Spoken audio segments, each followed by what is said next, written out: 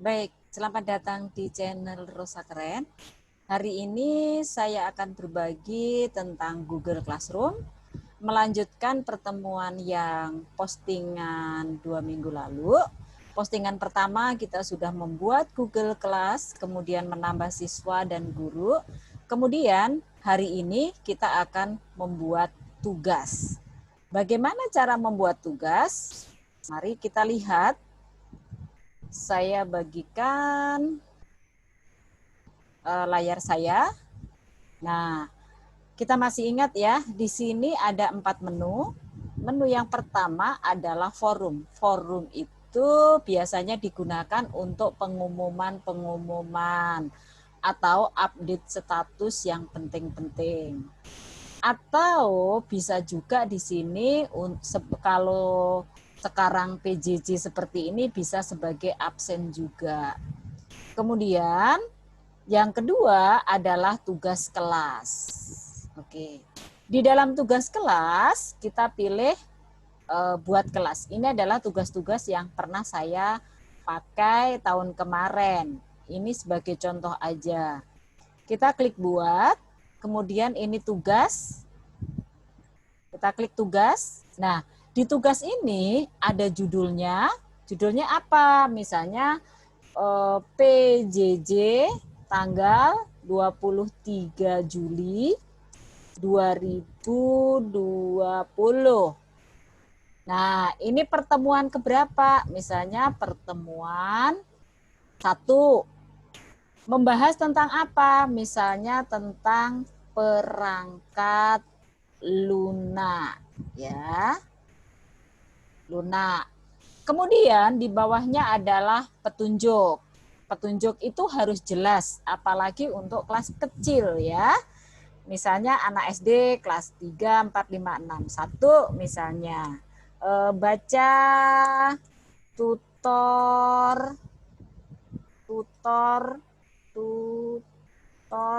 PDF, atau bisa juga lihat video dalam lampiran di bawah. Kalau Bapak Ibu menyuruh anak-anak untuk melampirkan video tugas pertama, maka Bapak Ibu siap-siap videonya sudah disiapkan. Kalau Bapak Ibu menyuruh anak-anak untuk membaca PDF, maka lampiran juga sudah harus dipersiapkan. Contohnya, ini saya kasih contoh 1, melihat video ya. Tambahkan. Nah, di sini ada 4 menu untuk menambahkan. File atau video yang Bapak Ibu punya di mana? Google Drive atau sudah di Google Drive tapi sudah di link, atau di file. File itu bisa dari eksternal yang ada di komputer kita atau di flash disk. Kemudian ada yang dari YouTube.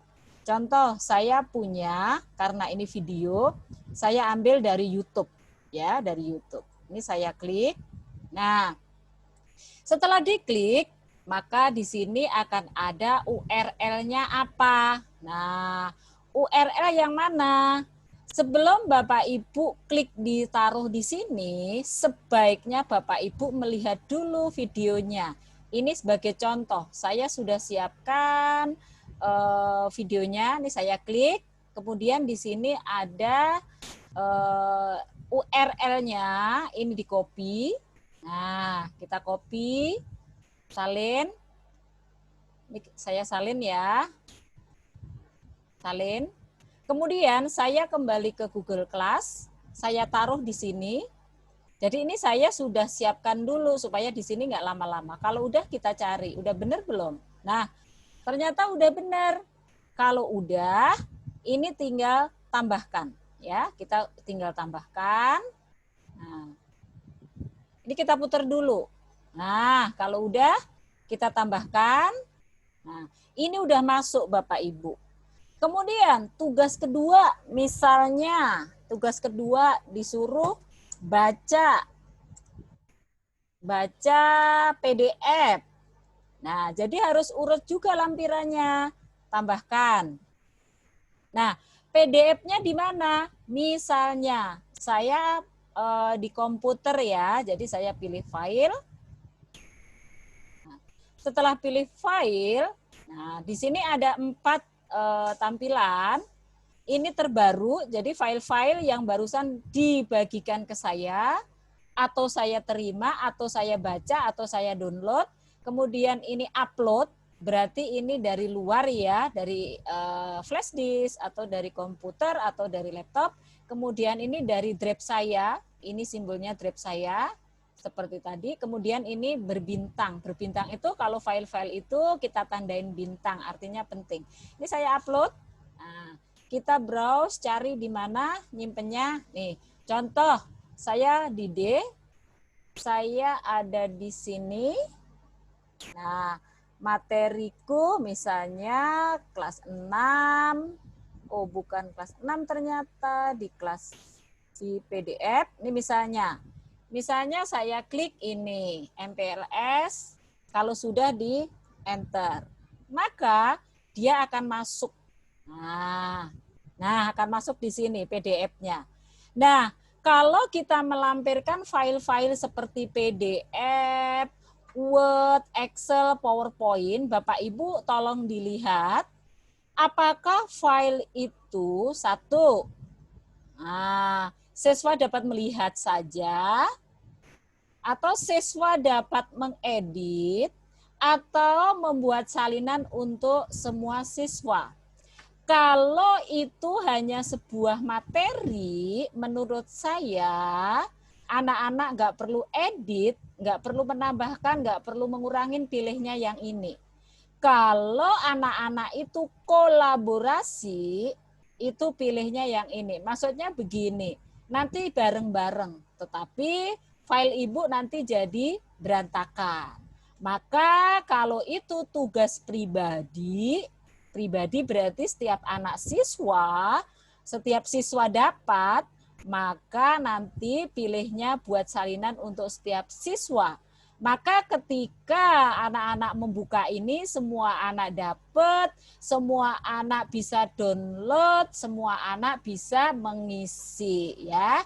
Itu cara melampirkan tugas. Kemudian ada lagi tugas ketiga apa? Nah, misalnya YouTube seperti tadi ya. Link juga udah ya. Nah, misalnya link coba. Misalnya kalau buat soal ya, ada soal misalnya 3. Nah, isi form di bawah. Nah, biasanya saya udah siapkan formnya. Nah, formnya di sini, maka Bapak Ibu tinggal klik link. Nah, tinggal linknya apa ya? Misalnya saya klik link ini. Tadi udah contoh ya. Nah, ini tambahkan link. Udah.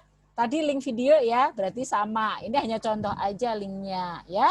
Kalau udah, ini cara melampirkan tugas sudah selesai. Sekarang kita lihat ke sebelah kanan. Yuk. Di sebelah kanan, tugas itu untuk semua anak atau anak-anak tertentu. Kalau ini materi baru, sebaiknya kan seluruh anak dapat. Tetapi kalau itu misalnya tugas itu remedial, maka anak-anak tertentu saja. Contoh, oh ini tidak, kalau semua anak berarti ini di checklist, pilihnya ini. Nah ya, oke. Saya hanya butuh misalnya 2 anak deh, apa 5 anak. Misalnya ini. Saya checklist, checklist, checklist, checklist. Kita ke bawah masih ada anak. Nah, anak-anak yang lain itu pasti nggak dapat kiriman. Kita lihat ya Bapak Ibu ya. Oke. Oh, sorry. Kepencet. Oke, kita lihat. Maka di sini hanya 3 siswa yang akan mendapat. Kemudian yang lain bagaimana? Yang lain tidak akan dapat notifikasi ini. Ini kalau remedial. Tetapi kalau materi baru, saya sarankan semua dapat. Nah, kira-kira seperti itu kita lihat. Kemudian kita ke bawah. Ke bawah itu adalah poin. Apakah tugas ini perlu dinilai atau tidak? Nah, monggo Bapak Ibu silahkan atur sendiri. Dinilai atau tidak. Turun lagi ke bawah. Menurut saya kalau tugas sebaiknya diberi batas waktu supaya anak-anak belajar disiplin ya. Misalnya nih tanggal 23. Hari ini kan ya berarti. Nah, kemudian ini saya kasih deadline deh besok tanggal 24 Juli. Waktunya jam berapa? 23:59 ya. Oke, kira-kira seperti itu. Berarti besok jam 12 malam kurang 1 menit ditutup. Kemudian rubrik. Rubrik itu kalau Bapak Ibu membutuhkan penilaian, nah nanti Bapak Ibu bisa kotak-katik buat rubrik sendiri atau gunakan rubrik kembali kalau Bapak Ibu pernah membuat rubrik dan itu mau dipakai lagi, atau Bapak Ibu pernah membuat rubrik di Google Excel-nya atau spreadsheet-nya itu tinggal diimpor ya. Itu kalau membutuhkan rubrik. Kemudian kita ke atas. Nah, di atas ada status Bapak Ibu. Status ini ada, kita lihat ada 3 ya, 4. 1, tugaskan. Ketika saya pilih tugaskan, maka saat ini juga semua anak, kalau itu saya kirim ke semua anak, akan mendapatkan notifikasi. Atau yang tadi, kalau 3 anak, berarti 3 anak langsung mendapat notifikasi. Kalau dijadwalkan, itu misalnya begini, besok saya repot, maka saya buatkan tugas remit hari ini. Sehingga kapan dia anak-anak itu terima, misalnya besok. Kemudian simpan drive, ini kalau misalnya belum jadi saya simpan dulu, nanti saya lanjutkan lagi. Kemudian yang terakhir itu hapus draft ya, draftnya ini dihapus. Nah, kalau jadwalkan ini seperti ini Bapak Ibu. Kapan tugas ini terbit?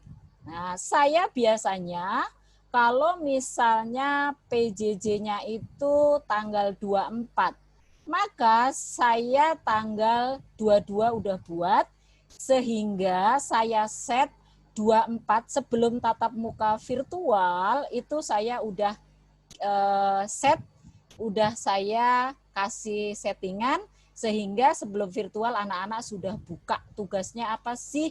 Jadi ketika kita virtual itu mereka udah tahu, oh udah membaca, jadi oh hari ini kita akan belajar ini, jadi kita tinggal melanjutkan virtualnya. Kira-kira itu menu tugas ya. Saya kembali ke kelas ya Bapak Ibu. Oke, masih di kelas 5. Itu tadi cara memberi tugas ke anak-anak. Nah, itu tadi menu tugas. Sekarang tugas kuis. Apa sih bedanya tugas dengan tugas kuis? Nah, ketika kita memilih tugas kuis, maka Google akan langsung memberikan Google Form berupa untuk membuatkan soal kuis. Ketika kita menggunakan akun pribadi seperti saya, ini kita hampir sama ya fungsinya dengan tugas yang pertama tadi. Tetapi kalau Bapak Ibu menggunakan akun G Suite, maka di sini ada tulisan sinkronkan dengan Classroom.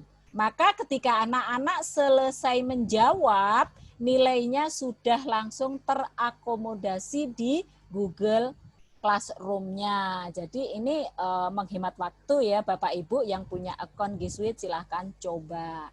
Itu tugas dan tugas kuis. Kemudian yang ketiga itu pertanyaan. Nah ini contoh. pertanyaan ini seru sekali Bapak Ibu.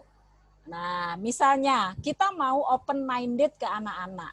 Contoh, apa yang kamu ketahui tentang perangkat lunak misalnya? Saya buat diskusi. Jadi semua orang bisa berkomentar. Nah, petunjuknya apa?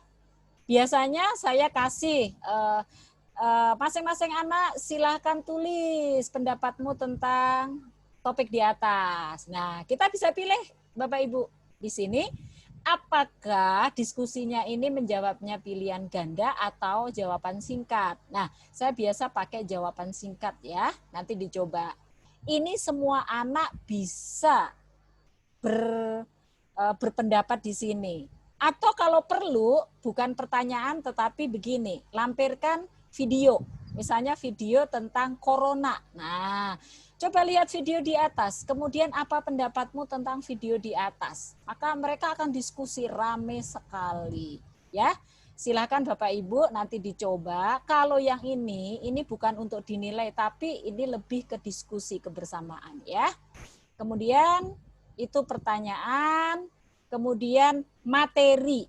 Apa sih bedanya materi dengan tugas? Nah, ini lambangnya aja udah beda. Jadi Bapak Ibu, kalau Bapak Ibu ingin misalnya Bapak Ibu mengajar di kelas.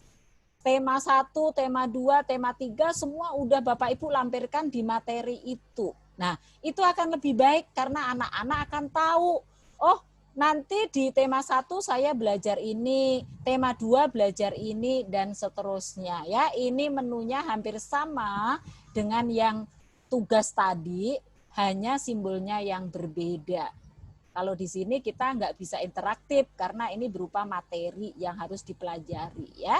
Apakah bisa video? Bisa Bapak Ibu ya. Ini fasilitasnya sama dengan yang tadi. Hanya ini nggak bisa kita interaktif.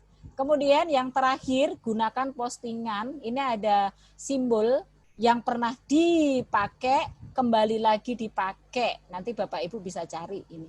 Kemudian topik ini saya jarang pakai karena kita belajarnya sudah sesuai dengan yang tadi, materi tadi. Kira-kira gambarannya tentang memberi tugas sampai di sini Bapak Ibu.